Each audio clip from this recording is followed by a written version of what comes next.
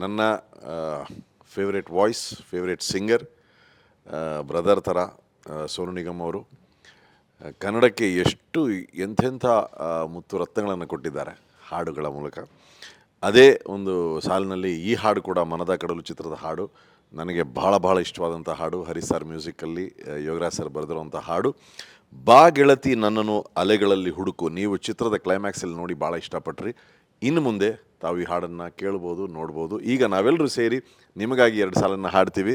ಅದರೊಂದಿಗೆ ಈ ಹಾಡನ್ನು ಬಿಡುಗಡೆ ಕೂಡ ಮಾಡ್ತಾ ಇದ್ದೀವಿ. 1 2 3 4.